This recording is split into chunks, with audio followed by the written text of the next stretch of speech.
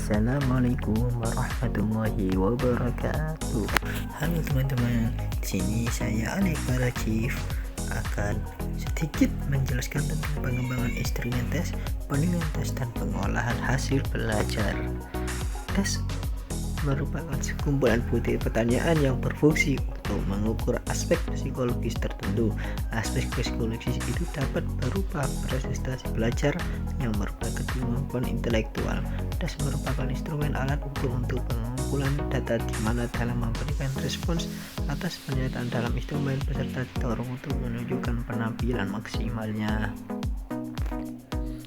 Jenis-jenis tes menurut Hufron dan Sutama 2011 ada beberapa jenis tes sebagai pengukur. Tes dapat dibedakan menjadi beberapa jenis adalah sebagai berikut: tes seleksi, tes awal, tes akhir, tes diagnostik, tes formatif, tes summatif, jenis tes individu dan kelompok, jenis tes menurut jawaban.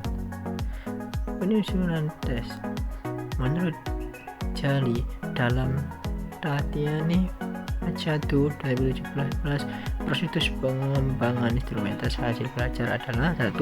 Menetapkan tujuan tes, analisis kurikulum, analisis buku pelajaran dan sumber materi belajar lainnya, membuat kisi-kisi, penulisan tujuan instrumen khusus, strategi, menulis soal, telah soal atau face validity, reproduksi tes terbatas, uji coba tes, analisis hasil coba tes, revisi soal, merakit soal menjadi tes. Selanjutnya yaitu analisis bukti soal. Analisis soal adalah suatu kegiatan analisis untuk menentukan tingkat kebaikan butir-butir soal yang terdapat dalam suatu tes, sehingga informasi yang dihasilkan dapat kita pergunakan untuk memperbaiki butir soal dan tes tersebut.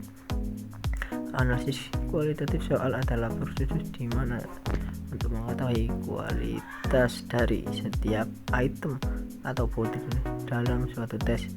Dalam analisis kualitas soal dibagi menjadi dua, yaitu analisis kualitatif, dua analisis kuantitatif.